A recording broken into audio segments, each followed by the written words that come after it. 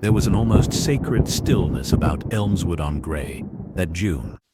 The roses in Mrs. Beeton's garden were in boastful bloom. The vicar's newly varnished bicycle stood gleaming outside, and Selms, like a child too proud of its Sunday shoes, and the village green manicured to within an inch of its life by Mr. Pritchard and his muttering rake, was preparing for the annual summer post fair. The post fair was hardly an affair of grandeur.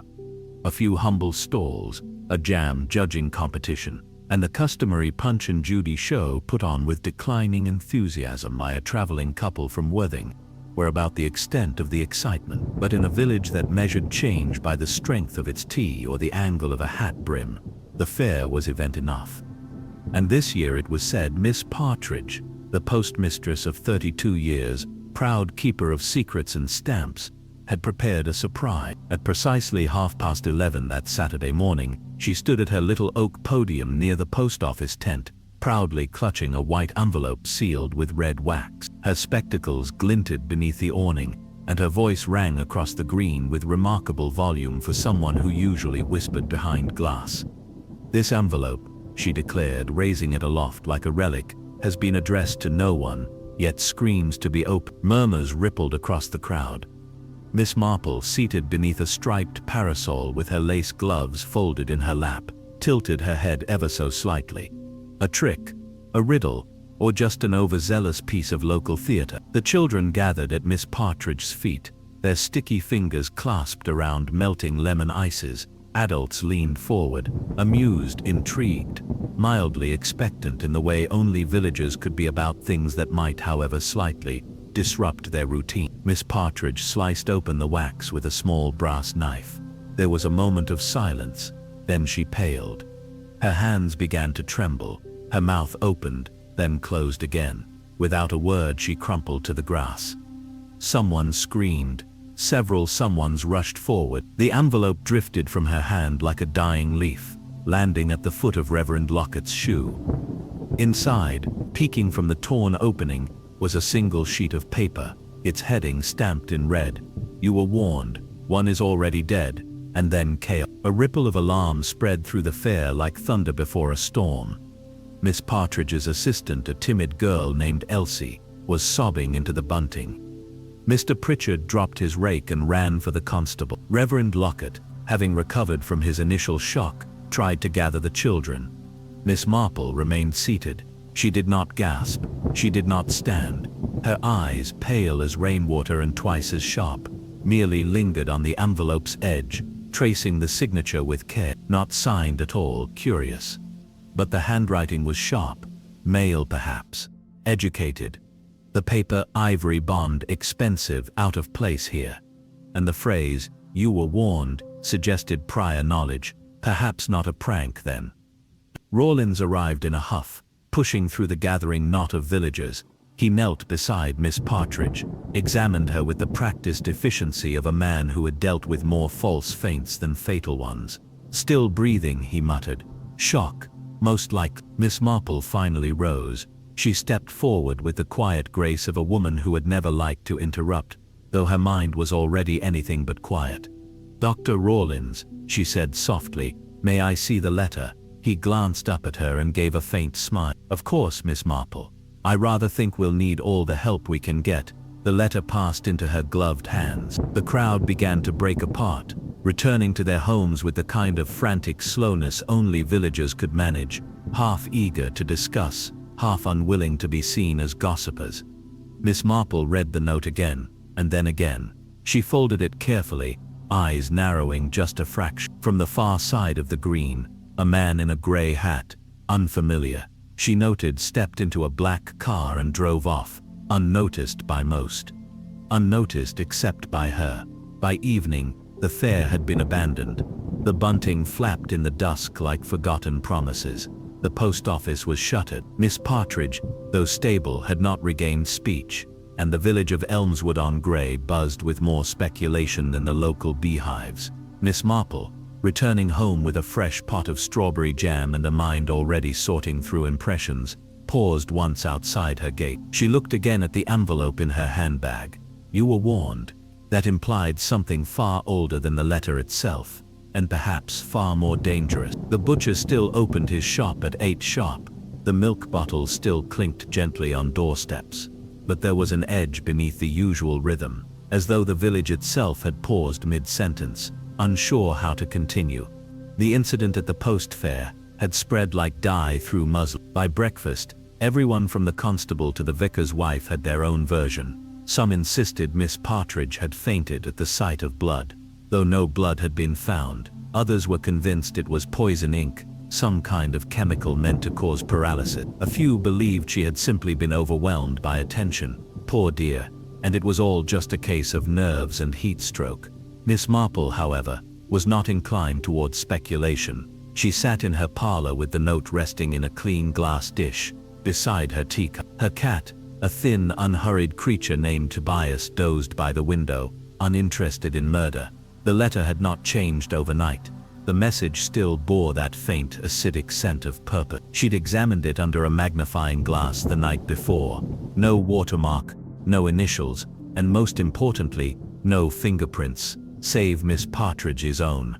The wax seal had been deliberately theatrical, meant to impress rather than conceal. You were warned. One is already dead. It was the kind of sentence written by someone who knew its weight, not hysteria, not the work of a lunatic. No, this had the careful tone of a person delivering judgment. There was an implication there, that this was not the beginning, but the continuation of something long held back. Just after breakfast, a soft knock came at her door. It was Elsie, Miss Partridge's assistant. Her cheeks were blotchy, her eyes swollen, and she clutched a folded handkerchief in one hand like a talisman. "Oh, Miss Marple," she whispered. "They won't let me see her. She's still in that clinic over in Gleverton," and the nurse said, "Well, she's not speaking yet." Miss Marple ushered her gently inside, settled her on the settee, and poured a second cup of tea. "I imagine it must have been quite the shock for you too, dear," she said, stirring a lump of sugar slowly. "Seeing her fall like that. Did she say anything to you beforehand?" Elsie sniffled. Just that she had a surprise for the fair. That letter. She'd been guarding it like treasure. Said it had been slipped under the back door sometime last week. Miss Marple blinked. "Last week? Yes. She didn't open it. Said she had a feeling about it. Said she thought it was meant to be shared publicly, and if it was from whom she suspected, then best to let everyone see at once." Miss Marple's spoon stilled. Whom she suspected? Elsie wrung the handkerchief. She wouldn't say, only that she thought it connected to what happened to Mr. Braithwaite. That name had not surfaced in years. Horace Braithwaite had been the quietest man in Elmswood, a retired schoolmaster who had kept bees, kept journals, and kept almost entirely to himself. 3 summers ago he had been found slumped at the foot of his garden shed. The official cause had been heart failure. No funeral scandal, no police inquiry, just a small obituary in the parish newsletter, and his property sold to a widow from Bexhill. Miss Marple's mind, however, seldom filed things away so cleanly. Why would Miss Partridge believe a recent letter was tied to a death 3 years ago? She asked softly. Elsie looked helpless. "I don't know, ma'am. Only that she started locking up differently after she wouldn't let me touch the back storeroom. Kept the letter under the counter in her biscuit tin. Said it was safer than the safe." Miss Marple offered her a biscuit, patted her hand, and sent her home with a gentle reminder to rest. But she herself had no intention of rest. By noon, the green was empty, save for bits of bunting still tangled in the fence. The post office remained shut, its little bell silenced. Constable Hicks stood outside with his thumbs hooked into his belt, looking like a man performing vigilance for the benefit of the elderly. Miss Marple approached with her usual quiet presence. The constable straightened as she arrived. "Afternoon, Miss Marple.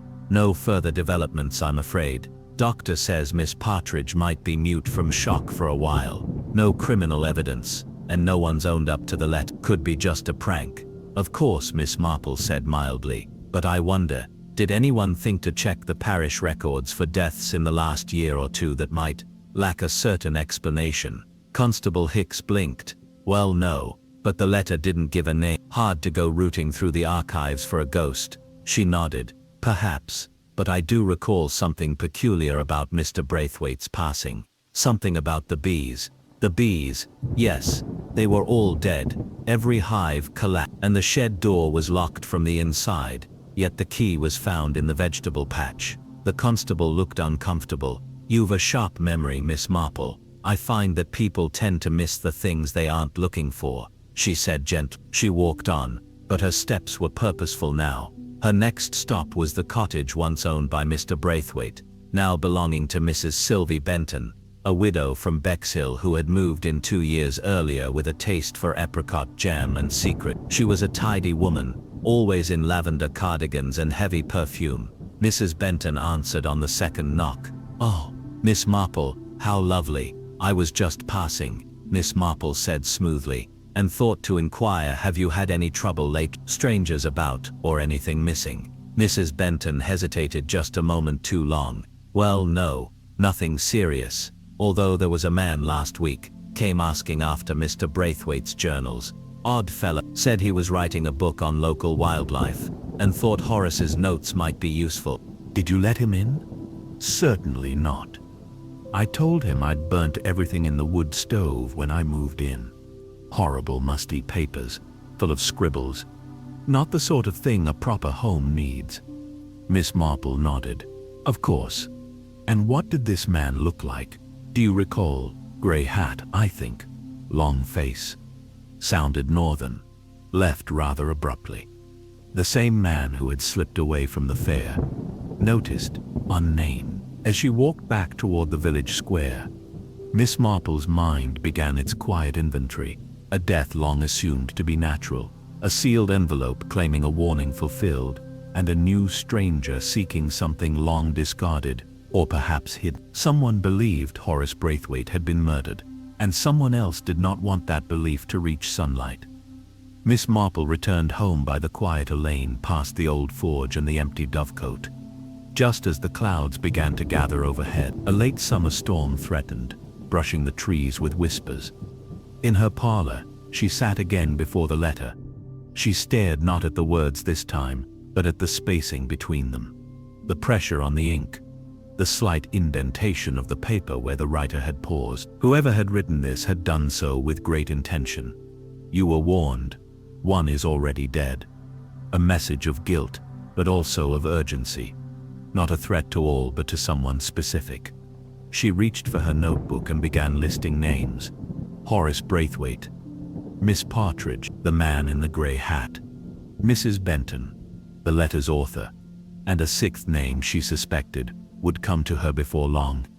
She closed her eyes and let the puzzle breathe. Somewhere in the stillness, the envelope had begun to whisper again. Not a scream this time, but something quieter, a memory. A motive, and soon perhaps a second death. The following day broke with an early mist that clung low to the hedgerows, making Elmswood-on-Grey appear softer, as if the village itself wished to veil its unease. Miss Marple took her morning tea in the conservatory, her knitting untouched in her lap, eyes resting distantly on the streaks of moisture gathering on the glass. Tobias lay curled on the windowsill, twitching slightly in dreams that perhaps held more clarity than the waking world. She'd barely finished her toast when a knock came, sharp, purposeful. It was Reverend Lockett, hat in hand, his hair slightly tousled from the breeze. He wasn't one to call without cause. "Forgive the intrusion, Miss Marple," he said after her invitation inside. "It's about Miss Partridge." She led him into the parlor, where he sat gingerly on the edge of the floral armchair, as though bracing himself against the comfort. "She woke early this morning. Still weak, of course," he began, but she said something rather curious. "In fact, she refused to speak to anyone except you." Miss Marple's eyebrows rose. "She seemed frightened," he continued, "but also driven. Her exact words were, 'Tell Miss Marple it wasn't the first envelope. There was another.'" Miss Marple placed her teacup down with care. "Did she say when she received it?" "She didn't say, only that it arrived 2 weeks ago and that it was destroyed, burned. She had a sense it was a warning, and that the second envelope, the one at the fair, confirmed it." Miss Marple stood quietly, absorbing the rhythm of this new layer. She held back the first letter, likely out of fear. But why would she risk reading the second aloud in public? The Reverend shrugged helplessly. She said something about guilt, that she'd made a mistake years ago and that what's happening now is part of that old wound returning. That was enough for Miss Marple. She fetched her coat, left Tobias with his nose pressed against the glass, and followed Reverend Lockett down the winding lane. She needed to speak to Miss Partridge before the fog of shock thickened again, before fear closed her lips for good. The Gleverton clinic was quiet, smelling faintly of antiseptic and boiled cabbage. Miss Partridge was propped up on crisp white pillows in a small corner room. Her eyes, though sunken, carried that sharpness Miss Marple remembered well, the look of someone who knew too much and had kept it too long. At the sight of her, Miss Partridge reached for her hand, clasping it with surprising strength. "I burned it, Jane," she whispered hoarsely. "The first one, I thought it was just poison words, but when the second came, I knew." "Knew what?" "That it was connected. Horace, and the others." She winced, her breath shallow. "There were more years ago, quiet things. Suicides, mostly. I kept records, just dates and names. Thought I was being silly. But I wasn't. Someone was watching us even then." Miss Marple sat beside her, her voice as gentle as ever. "Why do you think it's resurfaced now?" Miss Partridge turned her gaze to the ceiling. "Because they've come back, or rather one of them has." "Who?" "I don't know. But the letter said, 'Elmswood sins don't stay buried.' That phrase, it chilled me, because I remember, Jane, there was something we all agreed not to speak of. At least four of Horace, myself, Anne Hartley, and that man, the one who worked for the surveyors. What was his name?" "Mr. Kemble." "Yes, that's it. He left town after the mill land was bought. Quiet man, kept notebooks." Miss Marple's pulse steadied. "And what was it you were all keeping?" Miss Partridge hesitated, her grip tightening. "There was a child, a boy. We never knew his name, just that he was found in the old quarry. It was ruled an accident, said he was trespassing and fell, but Horace never believed that. He wrote letters, tried to reach the child's family, but there was no reply." Miss Marple leaned forward, her breath faint. "And you think these letters now are from someone connected to that child?" Miss Partridge nodded slowly. "Yes, or from someone who knows what we did, or failed to do." Miss Marple squeezed her hand. "You've done well to tell me, Edith. Rest now. I'll find the truth." On her way out, she passed the matron, exchanged a few pleasantries, and stepped into the gray afternoon. The clouds were lowering again, dragging a chill wind with them, but her mind was sharp and alive. The letter had not been a prank, it had been a reckoning. Back in Elmswood, she took a small detour through the churchyard. She walked among the headstones until she found one she had long filed away in memory. Anne Hartley, the florist's daughter, who had once helped run the mill's accounts before fading into obscurity. Anne had died quietly. No funeral scandal, no visitors, just an obituary in the back of the parish newsletter. Miss Marple knelt and brushed away a film of dirt from the stone's base. There was something off about the inscription, not the words, but the simplicity. Anne had no family listed, no epitaph, just dates, as though her life was being filed and forgotten, like old bills. She made a note to inquire with the council about Anne's estate and belongings. That afternoon she took tea with Daphne Clegg, the church secretary and a compulsive keeper of minute records. Over a rather dry ginger cake, Miss Marple inquired, with idle interest, whether anyone had ever reported a child missing in the village. Many years back, perhaps around the same time Horace Braithwaite began keeping B. Daphne, delighted to be asked something of such importance, fetched her worn parish ledger, and flipped through pages until she found an old note scribbled in pencil. "Ah, yes, here. 9th boy found in quarry, aged approximately identity unknown, buried in county grounds. No inquiry opened. No name, none. No local child missing at the time. Rumors said he was a traveler's boy, or perhaps from the orphanage up north, but no one came forward." Miss Marple looked at the penciled note for a long while. The dates lined up far too neatly. The past, she thought, has teeth, and someone is letting it bite. That evening, the wind rose. Branches tapped against her windows as though asking to be let in. She sat by the fire, the letter once again before her. The phrase echoed, "Elmswood sins don't stay buried." She opened a small wooden box on the bookshelf. Inside were clippings, old letters, bits of village gossip she'd filed away over decades. She found what she was looking for tucked into a yellowing envelope, an old photograph of a summer fete from in the corner, almost invisible unless you knew where to look, was a dark-haired boy in overlarge clothes, standing alone by the hedges. She had never noticed him before. She stared at the boy for a long while, then slid the photograph into her pocket. Someone had returned to Elmswood, someone with old wounds and older rage, and tomorrow she would begin looking for the last name on her list, Mr. Kemble, the man who left, the man with the notebooks, because wherever there are watchers, there are writers, and writers, Miss Marple knew, never truly forget. The following morning dawned with a strange brightness, as if the sky were trying to sweep away the gathering tension with sunlight. But Elmswood on Grey was not easily soothed. Conversations at the bakery were hushed, eyes lingered longer than usual at the post office steps, and even the vicar's sermon had taken a darker, more penitential tone.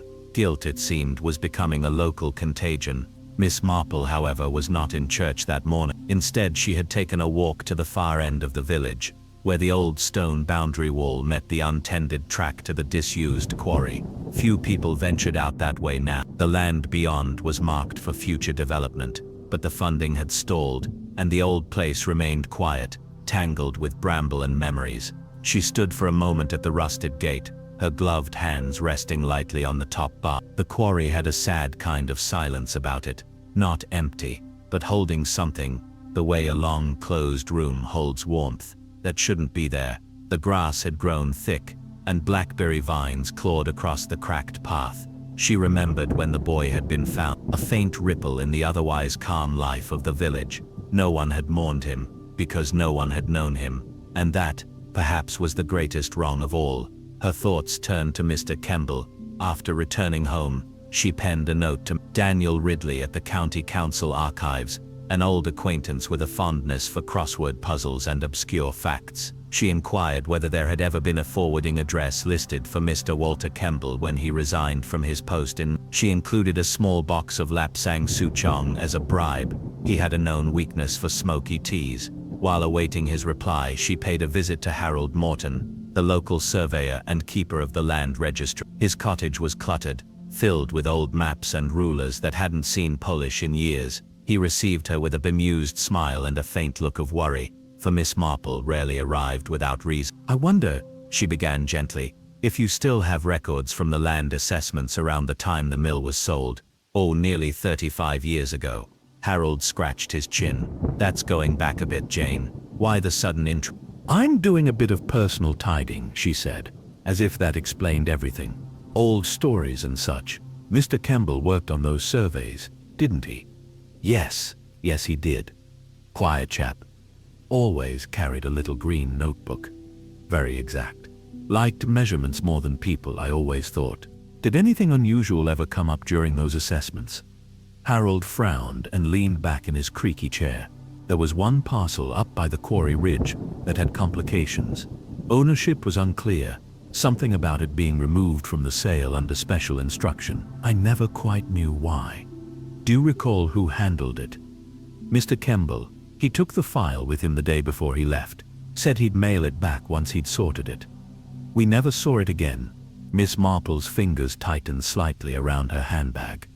And you didn't follow up? Oh, I sent a letter or two. No reply. Eventually the land reverted to the county. They left it alone, unstable, they said. It wasn't unstable, it was buried. Or so she suspected now. That evening, a reply arrived from Mr. Ridley, neatly typed and overly punctuated as was his style. "My dear Miss Marple, indeed, Mr. Walter Kemble did file a forwarding address upon his resignation. He relocated to a village called Stonemere, north of Little Goss. He lodged there for some years with a widow named Mrs. Felicity Reeves. No forwarding address no death notice on file, but he seems to have vanished from the records entirely after that year. Yours in mild chaos, Daniel R. Stonemere, just under an hour by train. Not far at all." The next morning, after packing a plain ham sandwich and an apple, Miss Marple boarded the 9:12 from Elmswood Station. She preferred the train to motor cars. It allowed the mind to drift. to notice things. She watched the fields pass in gold and green smears and arrived at Stonemere by late morning.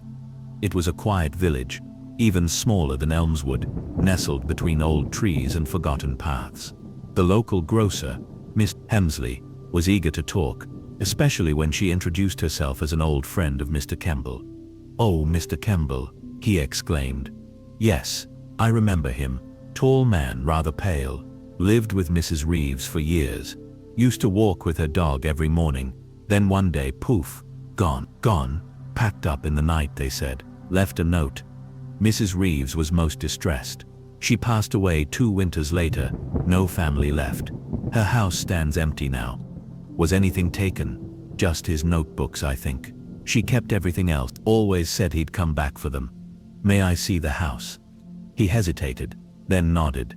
"Keys are with the postmistress. Just ask. It's the blue door with the wisteria." The house had the stale stillness of a place untended. Dust hung in the light. Miss Marple moved carefully, not out of fear but reverence. It was a small place, simply furnished. In the study, a narrow room with a single desk, she found an old filing cabinet, half open. There were no notebooks as expected, but there were dozens, tied together with green ribbon. And in one, addressed but never sent, was a name that struck her cold. To Miss Edith Partridge, postmistress, Elmswood-on-Grey. The letter was brief. Just 4 lines. "You were right. The boy was not alone. The quarry was only part of it. I have proof now, but I must leave. If I do not return, burn everything. Tell no one until it begins again, and it will begin again." It was dated July.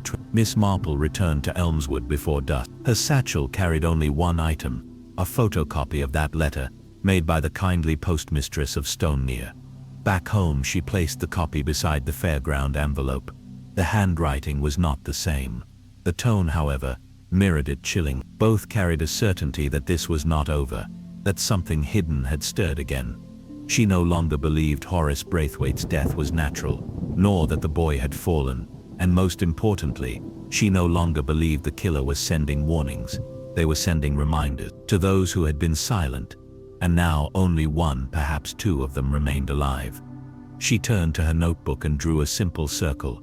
Inside it, she wrote 4 names: Braithwaite, Partridge, Hartley, Kemble. Outside the circle, she added 3 more: the unknown boy, the letter's sender, and herself. She did not yet know how the past was shaped, but she was certain now that the present was being used to unshape it, deliberately, vengefully, and soon, very soon, they would strike again. Not the soft, misty drizzle Elmswood was used to, but a steady, drumming fall that blurred the hedges and turned the narrow lanes into streams of rust-colored water. Windows fogged, chimneys smoked, doors stayed closed longer than usual. Inside her cottage, Miss Marple watched the rain trace down the glass with a quiet patience. Her fire had been lit early, the kettle warmed twice already. On her table sat 2 letters, one, the threatening note from the fair, and the other, Kemble's unsent warning. Between them stretched a chasm of years and silence, but also a steady thread of intent. The sender of the modern note had likely read Kemble's, perhaps had even kept it, which meant that someone else had entered Mrs. Reeves's house after Kemble vanished, or long before. She laid out the photograph from the 1988 fete once more, and stared at the boy in the corner. Something about his stance, his clothing, there was a hesitation in it, not shyness, but something closer to weariness. He wasn't part of the gathering, he was watching, or perhaps watching for someone. She'd studied many faces over the years. This one stirred something, though not recognition yet. She set it aside carefully, and turned to her note. If the boy had not been a local child, he might still have had a connection to the village. Someone brought him there, someone he trusted.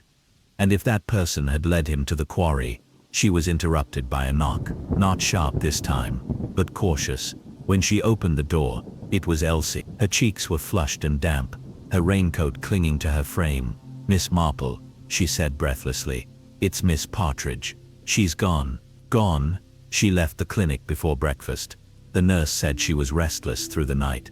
Didn't it? Then vanished just after the shift change. The matron was about to ring the constable when I thought I should tell you first." Miss Marple didn't panic, but her lips thinned. Did she take anything? Just her coat and handbag apparently. Her room was left neat. That, Miss Marple thought was the real clue. Panic leaves chaos. Guilt leaves order. I believe she means to confess something, Miss Marple murmured, but not to the authorities, to someone else. Who?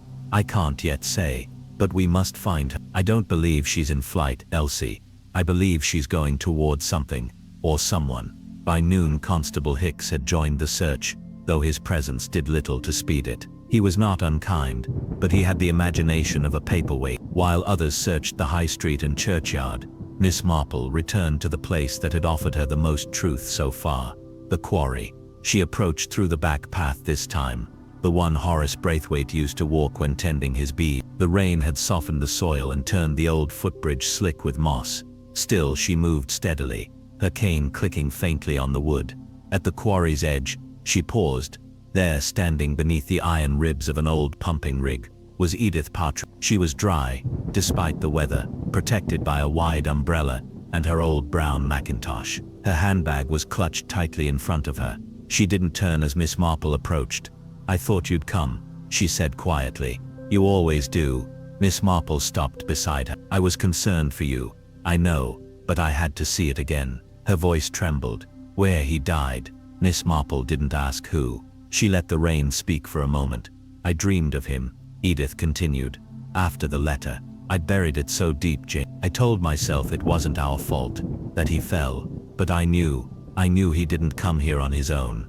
You believe he was brought?" "I don't believe. I remember." Miss Marple turned slightly. "Then tell me." Edith's knuckles were white against the leather of her bag. "It was summer, late afternoon.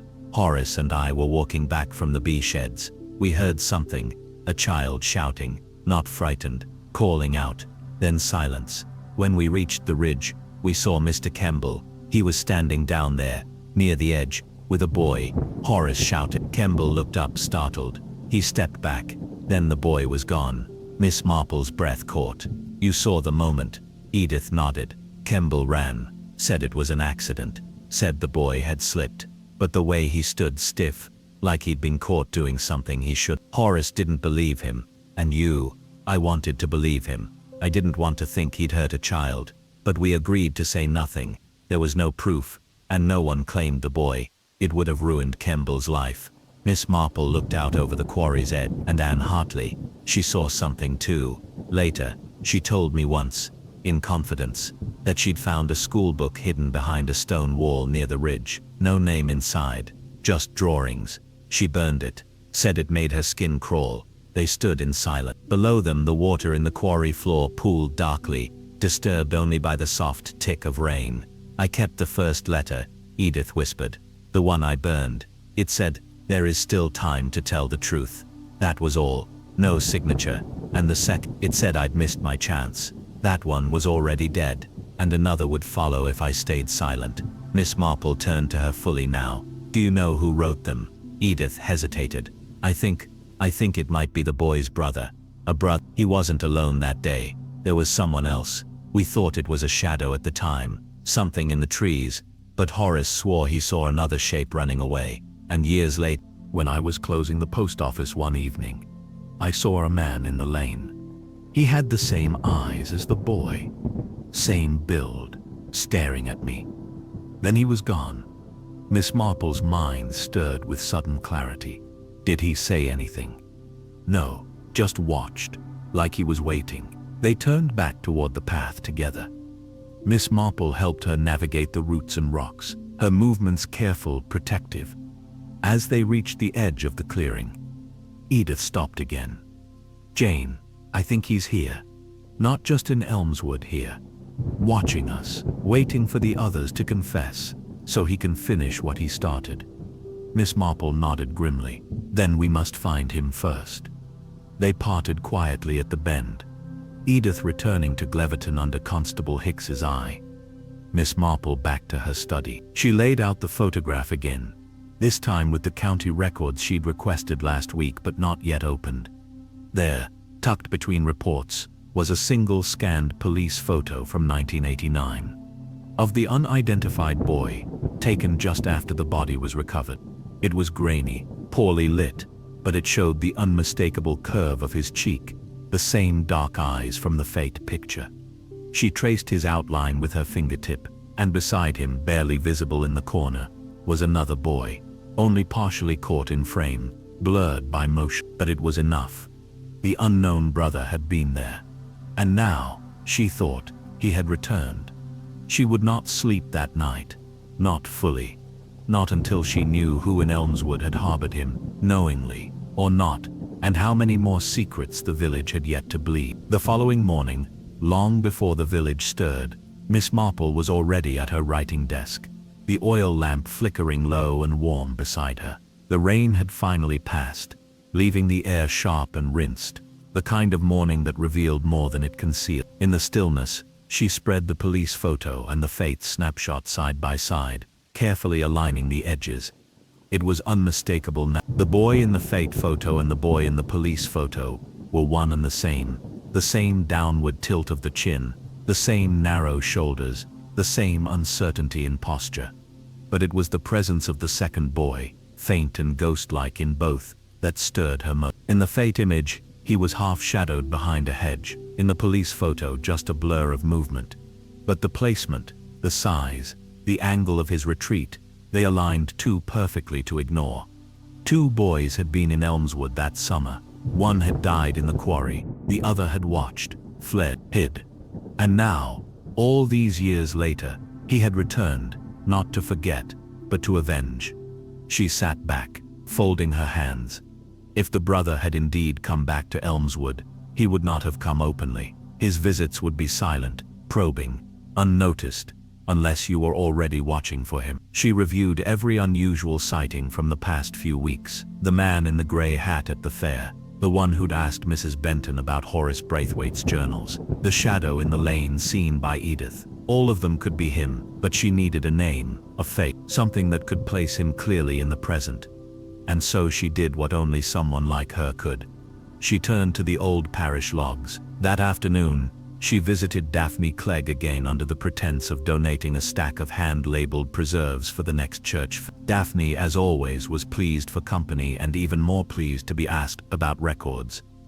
"I wonder," Miss Marple asked sweetly, "if we ever received visitors in the early 2000s who signed the church log but weren't part of the usual family." Daphne furrowed her brow, removing her spectacles. "We used to keep the guest book by the front pew, before it went missing that had names.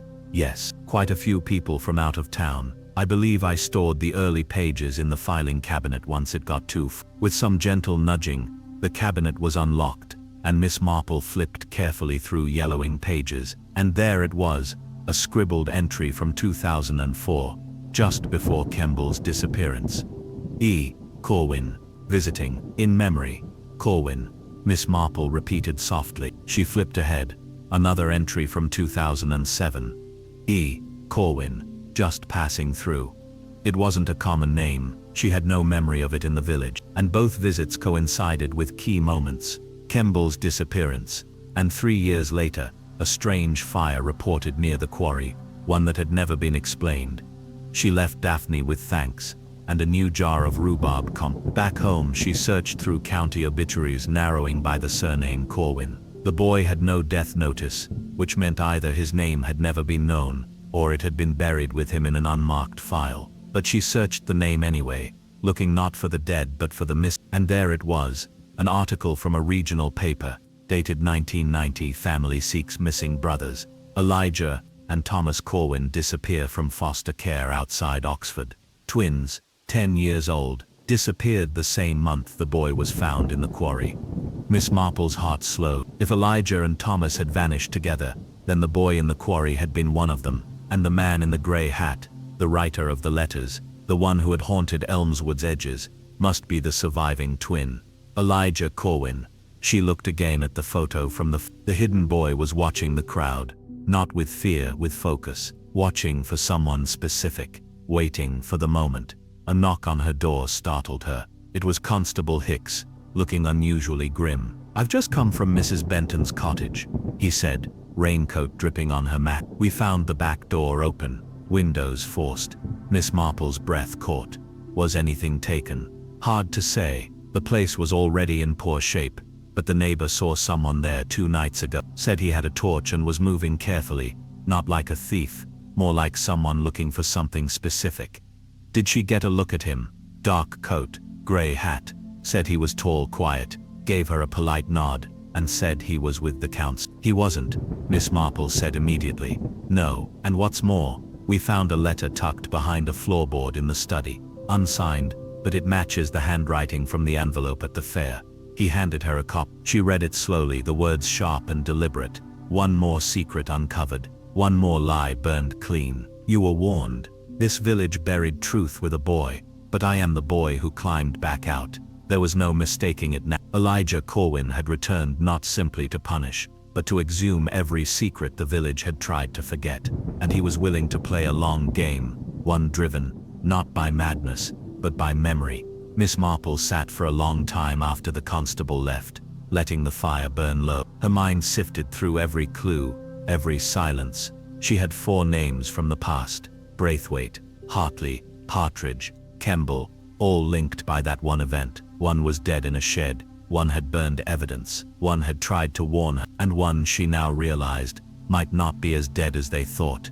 Kemble's body had never been found. He had simply vanished. She considered a different possibility. What if Elijah Corwin hadn't just returned for revenge? What if he had help? Someone who knew the village, someone who had wanted this reckoning just as badly. And what if that someone was Walter Kemble himself? She recalled the letter, "If I do not return, burn everything," but there was no confirmation he hadn't returned, no record of death, no follow-up. Perhaps Elijah had found him, or perhaps he had never truly left. She stood, moved to the cabinet, and retrieved the old parish maps Harold Morton had let her borrow. She spread them wide. There on the northern edge, near the quarry, was a strip of land marked Undesignated Outcrop Ridge. Surveyed once, never sold, too unstable for development, but it had a stone foundation, and an old disused path, branching from the Braithwaite B lane.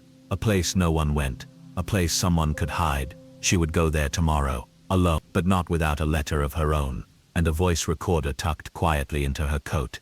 If Elijah Corwin wanted the village to listen at last, then perhaps it was time Miss Marple gave him an audience, one he wouldn't expect, and one he wouldn't escape from again. It was just after dawn when Miss Marple stepped off the garden path, and onto the old northern trail. The village still slept behind her, veiled in early fog, and the kind of hush that came only after a long, tense storm. The trail, overgrown and damp with dew, curled upward into the underbrush. Trees leaned close, their branches netted together, filtering what little light crept in through the mist. She moved slowly, deliberately, her walking stick pressing softly into the loam. With each step, she had told no one where she was going, not Edith, not Hicks, not even Elsie. There was a certain type of truth, she'd learned, that had to be retrieved in solitude. One couldn't always walk into a revelation with company. In her coat pocket was the small voice recorder, humming faintly with light. Just above it, wrapped in waxed paper, lay the original copy of the letter,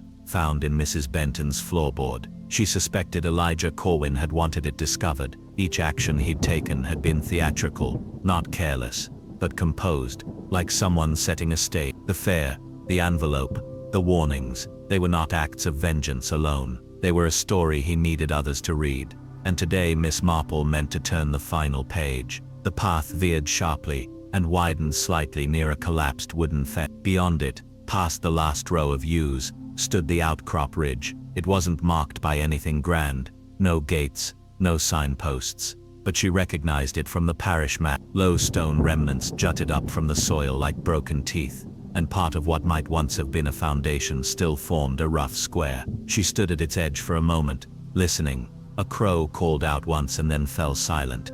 Then from somewhere inside the low ruin, a faint voice rose. "You should have stayed away." It wasn't threatening, not shouted, just spoken. Miss Marple stepped forward without hesitation. "I seldom take such advice," she said, voice steady, "and I suspect you knew that." Elijah Corwin stepped from the shadow. He was thinner than she expected, not frail but wiry, his face weathered in a way that suggested both travel and confinement. His hair was streaked with gray now, though he could have been no more than 40. The resemblance to the boy in the photograph was undeniable. He did not look angry, only tired. "I waited to see if the village would tell the truth," he said quietly. "But they didn't. Not then. Not after. Not even when I sent the letters. You didn't write the first one, she said calmly. That was Kemble. His eyes narrowed slightly. You figured that out. I did. She stepped closer, carefully, and took a seat on one of the old stones. She gestured gently to the space opposite her. After a moment, Elijah sat as well. You've been in Elmswood before, she said. Many times, he replied. Not as a guest, as a ghost. You were the second boy. At the fete. At the quarry. I watched him fall, he said, voice thinner now. I saw the man, Kemble. I saw how no one questioned anything. Not when they buried my brother like a stray dog. Not when the adults looked the other way. They all decided his life didn't matter. And mine was supposed to disappear too. Miss Marple nodded slowly, but Kemble tried to speak. He tried to contact Edith. Then he vanished. Elijah leaned forward, elbows on his knees. He found me. Years later. I was living rough then. Shelters, railway stations. I was good at vanishing. But he found me, said he remembered my eyes, said he was sorry. Did you forgive him? A pause. No. But I didn't kill him either, if that's what you're asking. He left, said he couldn't live with the guilt, but he couldn't face exposing it either. He'd written everything down in notebooks, pages of it. And then he went north, said he was going to disappear properly this time. But the letters, the envelope, the threats, Miss Marple asked gently. I wrote those, Elijah said, quieter now. After Kemble left, I found his notes. They were all hidden in Mrs. Reeves's attic. She had no idea. But I read them all, and I realized he wasn't the only one who lied. Edith, Hartley, Braithwaite. They all chose silence. They watched the lie grow. And I wasn't just after justice anymore, Miss Marple. I needed to make them remember. You frightened Edith, she said softly. You nearly stopped her heart. I didn't want to kill her, he said, only to show her that what she buried didn't stay buried. Then why this place? She asked, glancing around the moss-laced ruins. Why lead me here? He looked away for a long moment, then back at her. Because you're the only one who didn't lie. You weren't there that summer. You didn't bury anything. But you listened. You followed. You noticed. And that means you can carry the story where it needs to go. She held his gaze. I intend to, but you must understand. This cannot be resolved through fear. The village is no longer what it was. Many who knew the truth are gone. Exactly, he said. That's why I had to act now. From his coat, he pulled a thin notebook, worn and weather-stained. The cover was cracked and the binding loose. He held it out to her.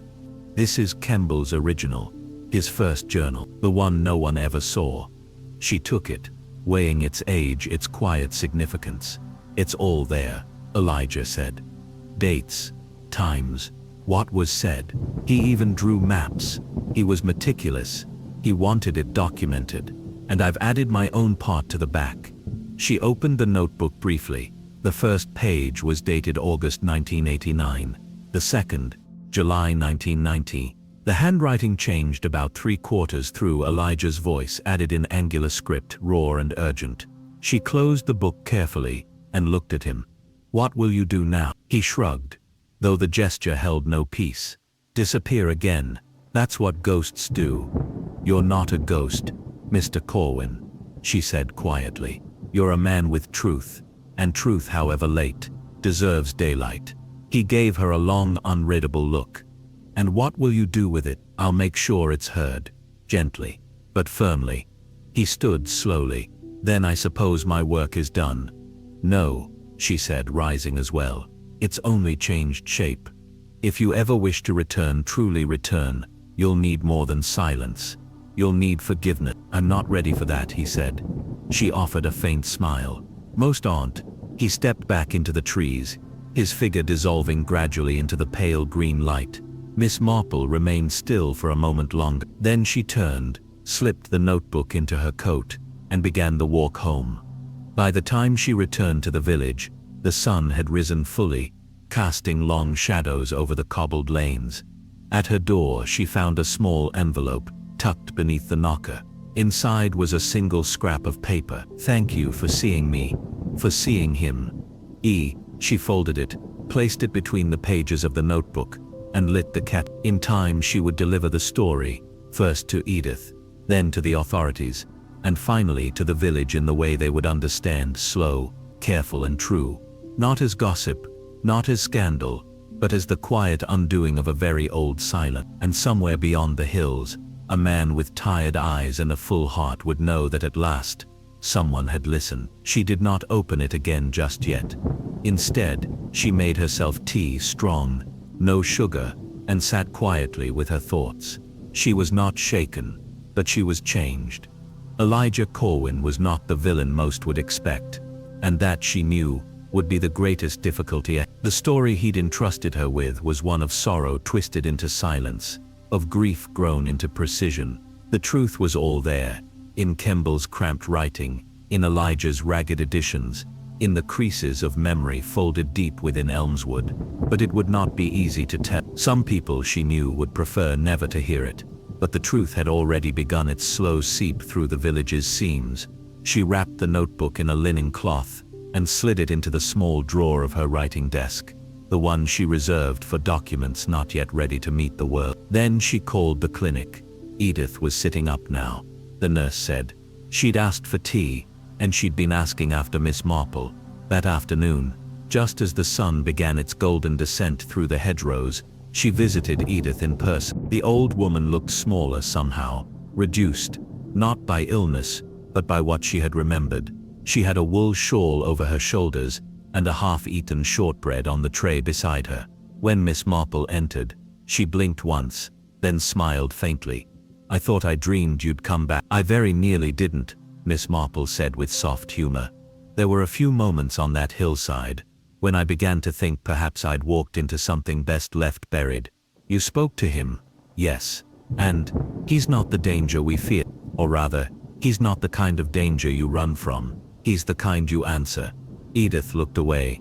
"I was afraid to, all these years, and yet you still kept the first letter. That matters."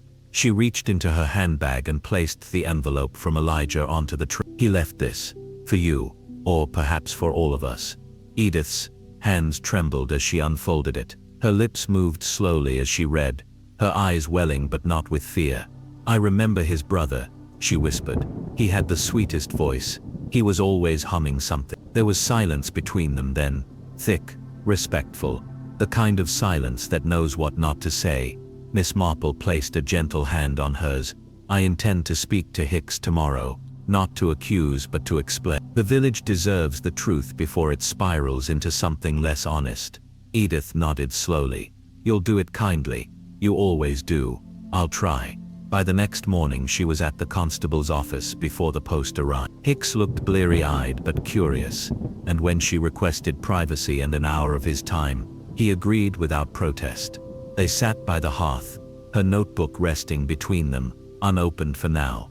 She told him everything, not dramatically, not all at once. She unfolded it gently, like a letter written long ago and forgotten in a drawer, bringing him from the first clues to the quiet conclusion on the ridge. She described Kemble's fear, his guilt and Elijah's lonely attempts at being remembered not as a criminal, but as a child who'd survived what the village chose to forget. Hicks listened in silence for nearly the entire hour. Only once did he interrupt to ask if Elijah posed a danger now. "He could have done far more harm if he'd wanted to," she answered simply, "but he didn't. He's already gone again, and unless someone tries to twist his story, I suspect he'll stay gone." Hicks exhaled slowly. "And the notebook? It's all in here, Kemble's notes, his confession, even maps." He stared at the cloth-wrapped volume for a long time. Then, reluctantly, he nodded. "I'll need to submit it. Officially. Of course," she said. "But let me speak to the parish first. Let the village hear it gently, before the headlines come." To his credit, he agreed. And so 3 days later, the vicar's hall was quietly filled, not with drama, not with sensational curiosity, but with a shared unease. Word had already begun to spread. A few had seen Elijah in the lanes over the year. Others remembered the boy in the quarry, but never spoke of it. Now, they came with folded arms and downturned eyes, unsure whether they were here to witness a reckoning or to grieve something they never fully acknowledge. Miss Marple stood by the pulpit, not behind it, for this was no sermon. She held no papers, only the worn notebook now placed in a box beside her, tied with twine. "I want to speak," she began, "of something that happened long ago, and of someone the village forgot. 2 boys arrived in Elmswood, one summer, only one left, and for years the truth of what happened was hidden, out of fear, out of shame, out of the mistaken belief that silence could protect what was already broken. No one interrupted. Even the usual murmurers were still. She didn't name names, only gave outline. Edith, Hartley, Braithwaite, Kemble. She spoke of guilt and failed courage, of quiet regret, and she spoke of a man who had returned not for vengeance, but to make sure his brother wasn't erased. She ended simply, "Truth has a strange shape. It doesn't always fit inside justice, but it must, at the very least, be remembered." When she stepped down, there was no applause, just a long breath-held pause, then slow nods, a few tears, and from the back, Elsie stood and placed a single photograph on the table beside the notebook, the one from the fete, newly reprinted. The boy in the corner now meant something to all of them. That evening, Edith Partridge came to tea.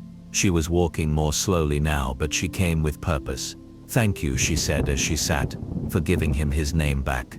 Miss Marple smiled faintly. "Names, once restored, have a way of lasting." They sat by the fire as dusk folded across the windows, the light in the cottage warm and low, and for the first time in a long while, Elmswood on Grey exhaled, not because its secrets were gone, but because at last, someone had spoken them aloud. It was nearly a week later when Miss Marple noticed something strange. Elmswood on Grey, having survived the long breath of truth, was beginning to settle again, not return to normal. No, the village had quietly acknowledged that the normal it had known was never quite honest, but settle, like dust after a long shuffle of chairs. The shopkeepers were polite again, the chatter in the tea rooms softer, and the path to the churchyard, which had once been crossed only by habit, was now tread with a new kind of reverence. Yet something lingered, not fear, not tension, but a kind of quiet watching. She felt it first in the way Mrs. Clegg avoided her eyes in the post office queue, then in the look Elsie gave her when delivering some custard tarts. Grateful, yes, but distracted. Something had shifted, something unfinished. It was confirmed that evening when Constable Hicks knocked gently at her door, hat in hand. He was uncharacteristically hesitant. "May I come in?"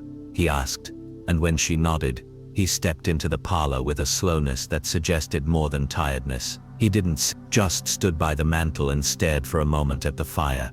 "There's something I didn't tell you," he said at last. "Didn't seem important at the time."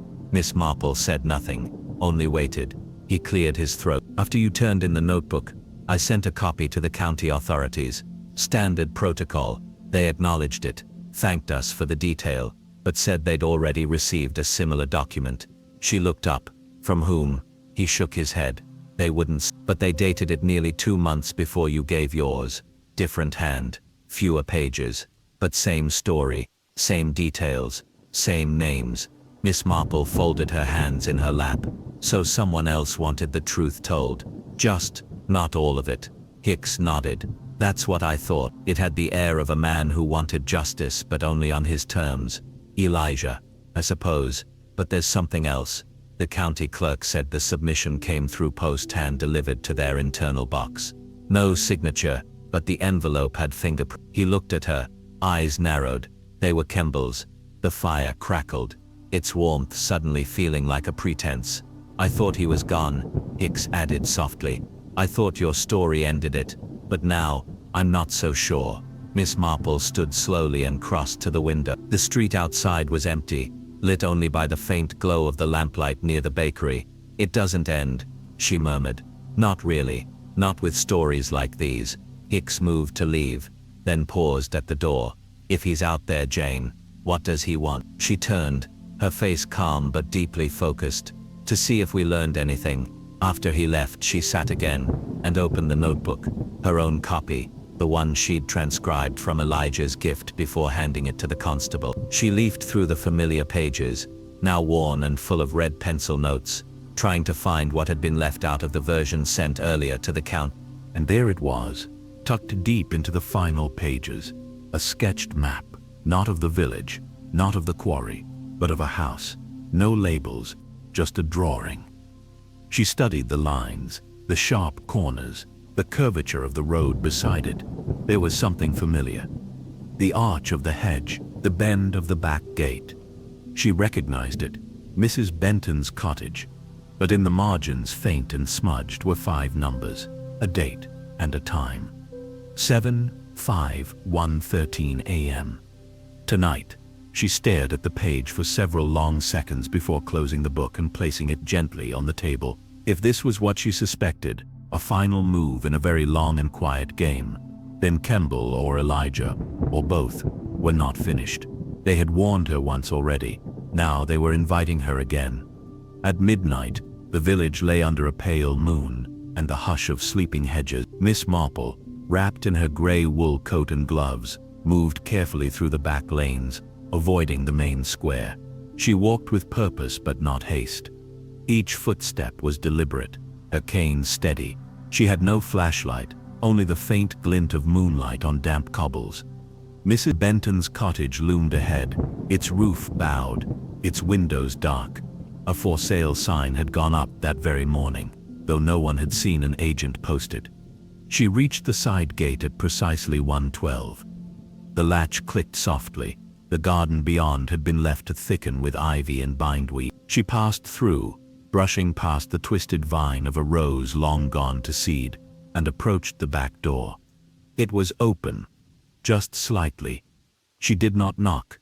Inside, the air was cold and stale. The walls still bore the yellowing print of long faded wallpaper. The fireplace was empty, the hearth swept bare. But there on the table was a small envelope, unsealed. She opened it. Inside, a single card. On one side, typed words, "You saw the truth, now see the cost." And on the reverse, a photograph, faded, edges worn, but clear enough. It was the same boy from the fete, and beside him, another, a man now smiling faintly, almost protectively, Elijah.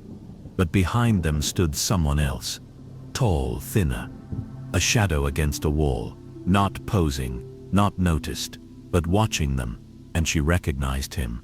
Kemble, not old, not changed, exactly as he had been in 1990.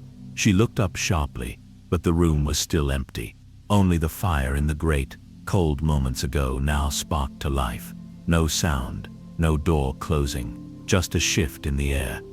Miss Marple stepped back slowly and left the photograph on the table. She did not run, nor tremble. She closed the back door gently behind her and walked back into the silence of the lane. And as the wind picked up over Elmswood on Grey, rustling the leaves above the empty cottage, she understood.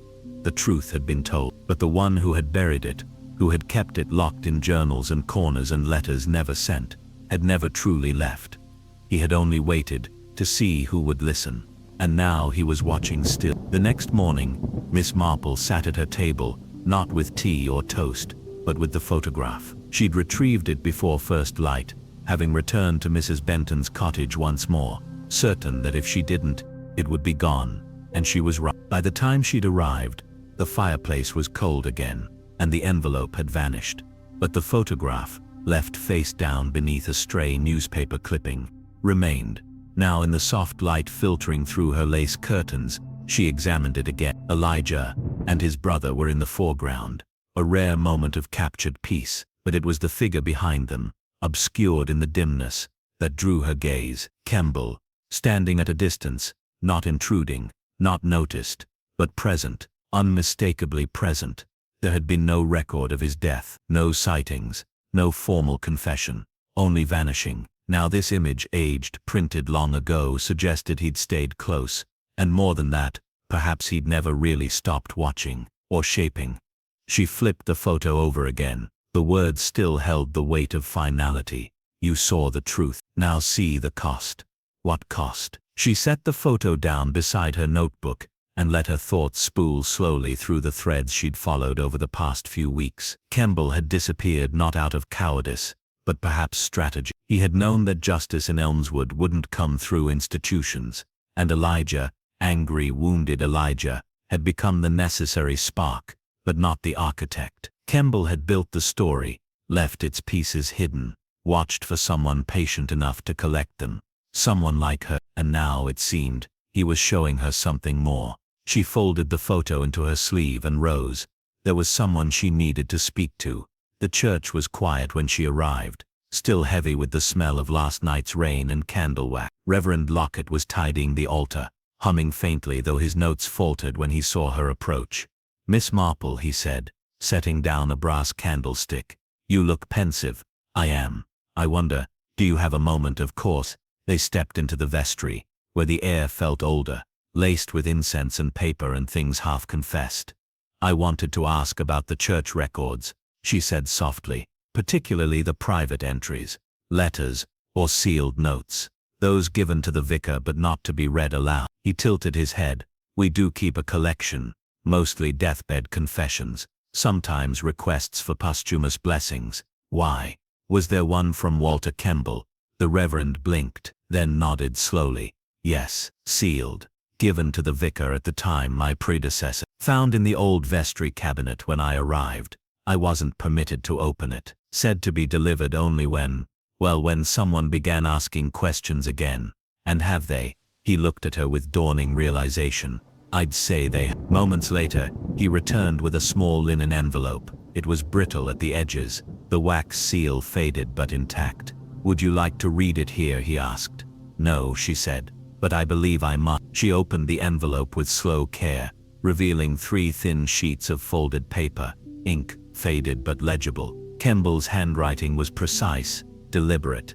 "To whom it may concern, if this has been opened, then what we buried has begun to speak again." Miss Marple read on, heart steady. "I did not push the boy.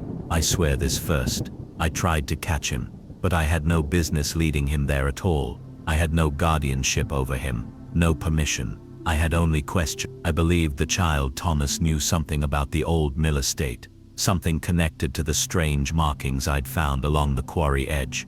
I thought he'd seen something, perhaps someone hiding there. I thought I could gently coax it from him. He was skittish, smart, but untrusting. When I pressed, he backed away, and then he was gone. It happened fast, faster than I could reach him. I screamed. Edith and Horace heard. I tried to explain, but none of them believed me fully.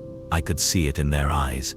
I carried the guilt, but it was Elijah I feared most, not because he threatened me. He didn't, but because he watched. For years he lingered, quietly, purposefully. I saw him in lanes behind hedgerows outside the post office at dusk. He never spoke, but I knew what he wanted. He wanted truth, not justice, not blood, just truth, and I failed to give it.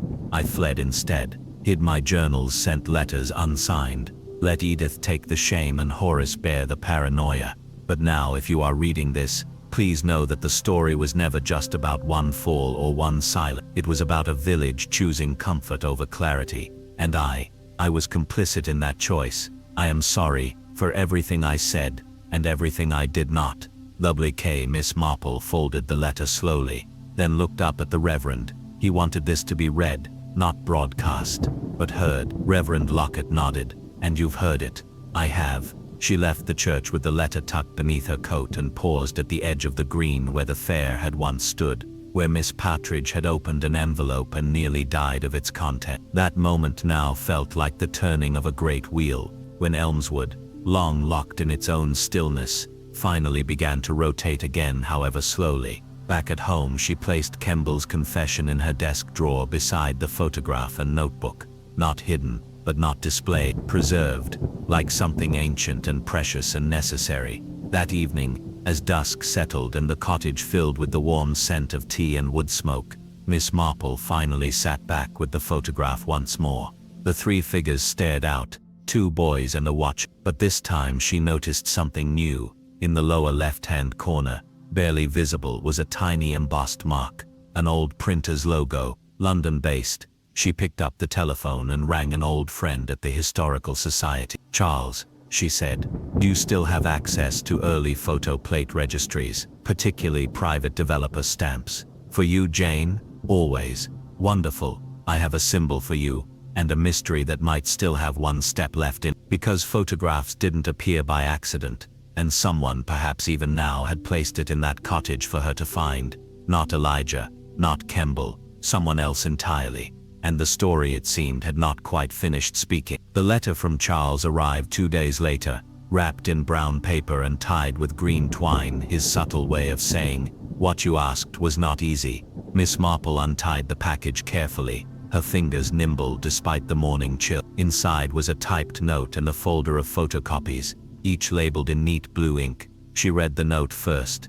"Jane, the embossing on your photograph comes from a small private developer called Farthing & Sons, shuttered in. They specialized in custom photo plates, often for legal archives and estate documentation. I traced the stamp to a commission made in 1992, ordered not by an individual but through a solicitor's office. The name on the file, estate of Richard Hartley." Miss Marple sat back. Hartley, Anne Hartley's brother, long gone from Elmswood, a name barely whispered in all the gossip and confessions, but now, like the final stitch in a tapestry, his name emerged, not as a suspect, not even as a witness, but as a thread that bound the past to the present. She reviewed the attached documents carefully. The Hartley estate had contained a large envelope of photographs, most undated, most irrelevant until this one. It had been catalogued, then withdrawn from the public archive at the family's request, and eventually stored in a solicitor's vault for over a decade.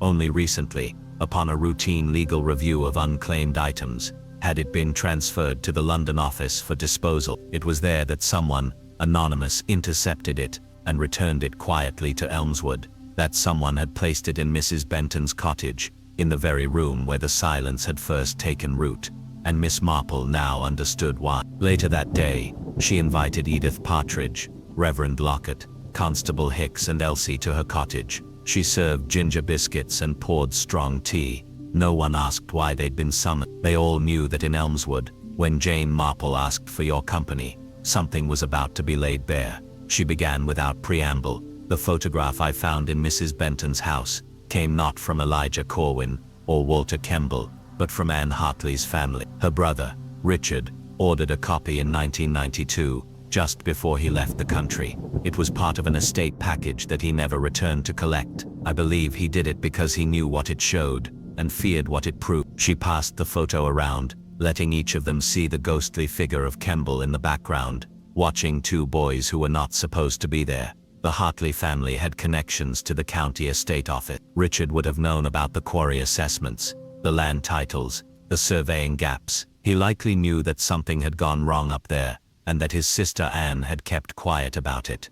Edith lowered her gaze. She burned the boy's school book. She said it wasn't right, what she found in it, said it frightened her. She wasn't the only one, Miss Marple said softly. Everyone involved bore a piece of the truth, and none of them had the courage to name it fully, except Kemble. But even he couldn't face the public He left trails instead, journals, maps, sealed confessions. But the story needed someone to pick it up, someone angry enough to speak plainly. "Elijah," Hicks murmured.